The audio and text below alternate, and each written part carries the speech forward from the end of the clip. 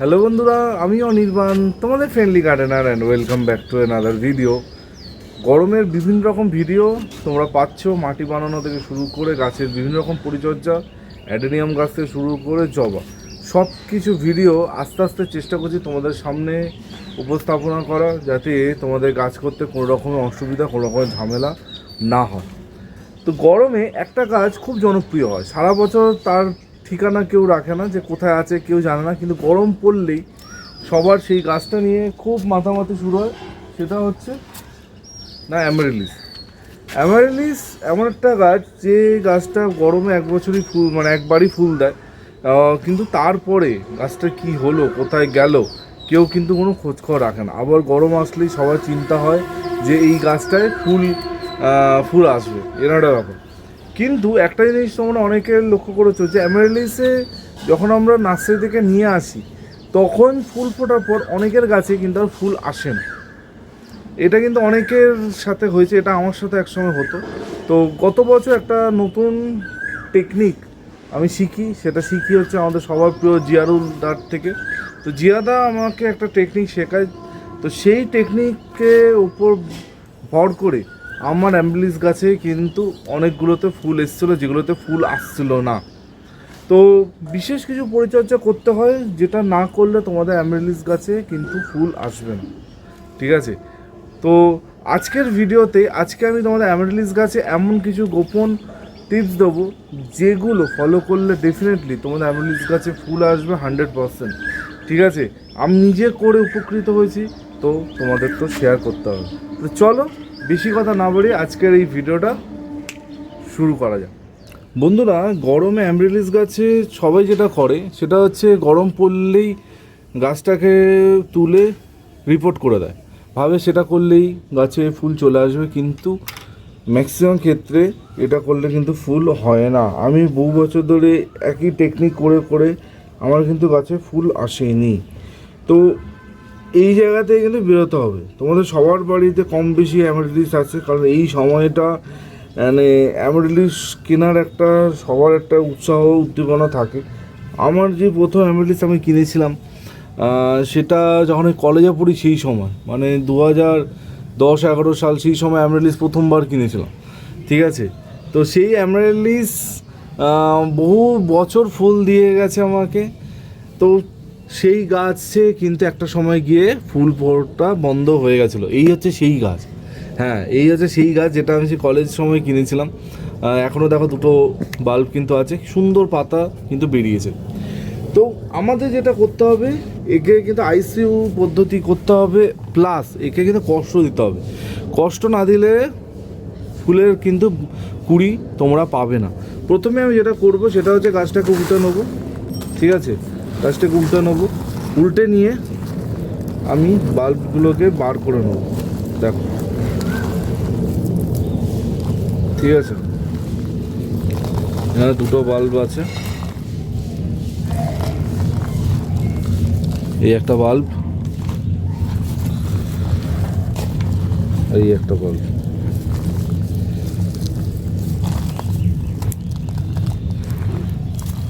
ঠিক আছে, দুটো বাল্ব বার করে নিলাম, এটা সাইডে রাখি।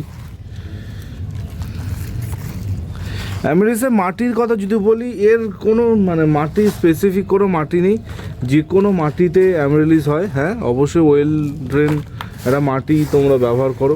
আর হ্যাঁ, অ্যামারেলিস একটুখানি কোকোপিট যুক্ত মাটি পছন্দ করে, তো তোমরা চাইলে মাটিতে কোকোপিট মেশাতে পারো। বালির ভাগ অবশ্যই বেশি রাখবে, যাতে ড্রেনেজটা ভালো হয়। আর তেমন কোনো চাহিদা এই গাছের নেই। ঠিক আছে? তো দেখো, মাটিটা পরিষ্কার করে নিই। তো মাটিটা আমি এটা ক্লিয়ার করে নিলাম। এবার যেটা করতে হবে, দেখতে পাচ্ছ কী পরিমাণে শিকড় এই গাছে বেরিয়েছে। ঠিক আছে? প্রচুর, মানে রুট সেকশনটা কতটা বিস্তৃত হয়েছে তোমরা বুঝতেই পারছো। এবার যেটা করতে হবে সেটা হচ্ছে এই শিকড়গুলোকে আমরা কাটিং করব। ঠিক আছে? অত ভাবনা চিন্তা করার কিছু নেই, কতটা কাটবো না কাটবো, জাস্ট এরমভাবে ধরে আমরা কেটে দেবো। ঠিক আছে? আর যেটা করব, এই যে সাইড দিয়ে যে সরু সরু শিকড়গুলো আছে, এগুলোকে আমরা কেটে ফেলব। ঠিক আছে, দেখতেই পাচ্ছ এরকমভাবে ধরে এরকমভাবে কেটে ফেললো। ঠিক আছে, অল্প অল্প কিছু শিকড় থাকলেই হবে একদম। ঠিক আছে, এরকম করলাম। এটাও একটু তোমাদের করে দেখাই। এটা হচ্ছে সব থেকে পুরোনো আমার বাল্ব। ঠিক আছে, দেখো এরকমভাবে ধরলাম, ধরে এই কেটে দিলাম। এই যে হেয়ার ছোটো ছোটো হেয়ার রুটগুলো আছে এগুলো কেটে ফেলছি।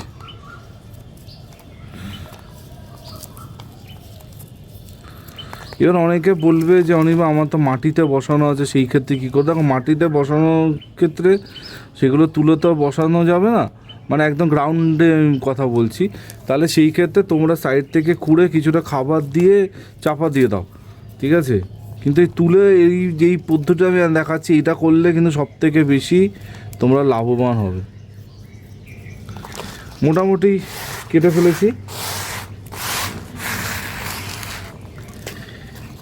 দেখতেই পাচ্ছ মোটামুটি আমাদের কাটা হয়ে গেছে। ঠিক আছে, এটা আমি জুম করি। হ্যাঁ দেখো, এবার যেটা করতে হবে সেটা হচ্ছে পাতা পাতা সব কেটে ফেলবে। পাতা কেটে ফেললাম। ঠিক আছে, এরপর পাতা কেটে দেওয়ার পর যেটা করব সেটা হচ্ছে এই যে গায়ে ছালগুলো দেখতে পাচ্ছ, এই ছালগুলো আমরা তুলব যতক্ষণ এই সাদা অংশটা না বেরিয়ে আসছে। ঠিক আছে, পেঁয়াজের মতো যে খোসাটা আছে ওটাকে তুলে ক্লিন করতে হবে। এই সাদা অংশটা যতক্ষণ না বেরোচ্ছে ততক্ষণ আমরা কিন্তু এটাকে ছাড়াবে। বেশি ডলাডলি করতে যাবে না, হালকা হাতে মানে ঘষবে, ডলবে, হালকা করে ডলবে, বেশি মানে শক্ত করে করতে হবে না, তাহলে কিন্তু বাল্বটা ক্ষতিগ্রস্ত হতে পারে। ঠিক আছে, দেখো আমি ডলছি, এখান থেকে আর উঠছে না, আমি ছেড়ে দেবো। আমি আর বেশি ট্রাই করবো না, কারণ বেশি জোরাজুরি করলে কিন্তু এই সাদা পোর্শনটা নষ্ট হতে পারে। বোঝা গেছে? তো এই সাদা অংশটা দেখো বেরিয়ে এসছে, আর বেরোচ্ছে না, আমি আর ট্রাই করছি না। ঠিক আছে, এই সেম জিনিস আমি এটার সাথে করব। দেখো এরকম পেঁয়াজের খোসার মতো উঠে আসবে, এখানেও দেখো সাদা মতো বেরিয়ে আসবে। এইটা কিন্তু একটা স্পেশাল টেকনিক, যেটা অনেকে করো না, জাস্ট তুলে বসিয়ে দাও, তাই জন্য কিন্তু তোমাদের কাছে ফুল আসে না। ঠিক আছে, আমিও জানতাম না, আমি নিজেও জেনেছি। এই হয়ে গেল, দেখো আমার অ্যামেলিসগুলো আমি ক্লিন করে ফেলেছি। এবার যেটা করব, নর্মাল জল নিয়েছি, এই জলের মধ্যে বাল্বগুলোকে ভালো করে আমি ধুয়ে নেব।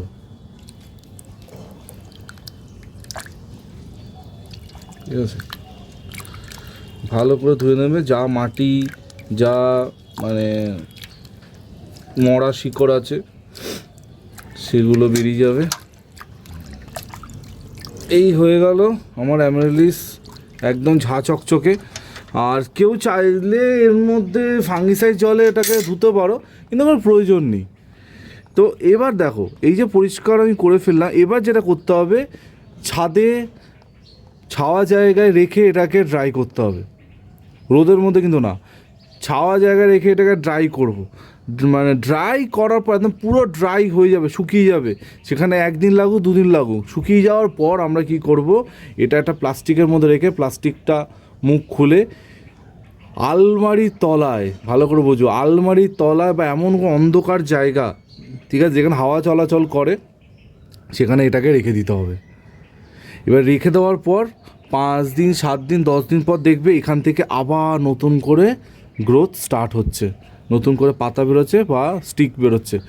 তখন গিয়ে আমরা গাছটাকে রিপোর্টিং করব। বোঝা গেছে? এটাই হচ্ছে এটার একটা স্পেশাল আইসিইউ টেকনিক বলে। তো সেই টেকনিকটা করলে ডেফিনেটলি তোমাদের গাছে কিন্তু ফুল আসার সম্ভাবনা উচ্চ থাকবে, ডেফিনেটলি ফুল আসবে। বোঝা গেছে? বুঝে গেছো কী করতে হবে? ধুলাম, ছাওয়া জায়গায় রেখে শুকাবো, শুকানোর পর এটাকে একটা প্লাস্টিক পেতে তার মধ্যে অন্ধকার জায়গা যেখানে আলো যাবে না কিন্তু হালকা হাওয়া চলাচল করে, খাটের তলা হতে পারে, সেটা আলমারির তলা হতে পারে, যেখানে হোক আলো যেন না যায় সেরকম জায়গায় আমরা অ্যামেলিসার বাল্বগুলোকে রেখে দেবো। তখনই দেখবে তোমাদের গাছে কীরকম ফুল আসে। ঠিক আছে, যখনই এর উপর থেকে নতুন গ্রোথ আসবে তখন গিয়ে আমরা কিন্তু বসাবো, তার আগে কিন্তু বসাবো না। আশা করছি তোমরা ব্যাপারটা বুঝে ফেলেছো। তো বন্ধুরা, এই ছিল আজকে টোটাল ভিডিও। আই হোপ ভিডিওটা তোমাদের ভালো লেগেছে। আর যেটা বললাম বা যেভাবে বললো ওইভাবে রাখো আর গাছটাকে। ডেফিনেটলি তোমাদের গাছ কিন্তু আস্তে আস্তে সেই জায়গায় যাবে যখন গিয়ে তোমরা রিপোর্ট করবে।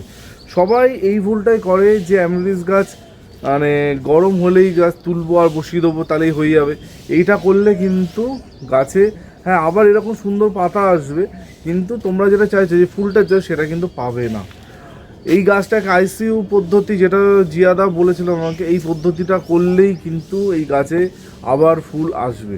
কারণ একটা জিনিস আমি লক্ষ্য করেছি বা বুঝেছি বা তোমরা হয়তো দেখেছো যে যেই বাল্বগুলো নার্সারিতে বিক্রি হয় সেগুলো সব ডাই করে একটা বস্তার মধ্যে ভরে ফেলে রাখা হয়, তো তারপর সেখান থেকে কিন্তু দেওয়া হয়। তো সেই জায়গাটা আর এই জায়গাটা কিন্তু kind of a similar. Definitely তোমরা এটা ট্রাই করো, নিশ্চয়ই তোমাদের গাছে ফুল আসবে। কারণ আগের বছর আমার কিন্তু ফুল এসে এই গাছটা বসানোর পর থেকে জীবনে ফুল আসতো না, কিন্তু লাস্ট ইয়ার এই সেম পরিচর্যা করেছিলাম, আমার অ্যামেলিস গাছে কিন্তু ফুল এসেছিল। তো তোমরা অবশ্যই ট্রাই করো, নিশ্চয়ই তোমাদের কিন্তু লাভ হবে। ঠিক আছে, তো এই বলে আছে ভিডিওটা এখানে এন্ড করছি। যদি তোমাদের কোনো রকমের জানার কিছু থাকে, কোথাও কিছু বুঝতে পারোনি, চিন্তা না করে সোজাসুজি আমাকে প্রশ্ন করো, কমেন্ট করো। সবার কমেন্টে উত্তর দেবো যেমন প্রতিদিন দিই। আর ফোন নাম্বার নিশ্চয়ই তোমাদের কাছে আছে, যদি আমার ফোন নাম্বার কারোর প্রয়োজন হয় আমাকে কমেন্ট করে বলো, আমি আমার ফোন নাম্বার দিয়ে দেবো। ঠিক আছে, তো এই বলে আছে ভিডিওটা এখানেই এন্ড করছি। কালকে ঠিক সকালে 11টায় নতুন ভিডিওর সাথে অনির্বাণ চলে আসবে। টিল দেন সবাই ভালো থেকো, আর শুভ দেবো ততক্ষণের জন্য বাই বাই।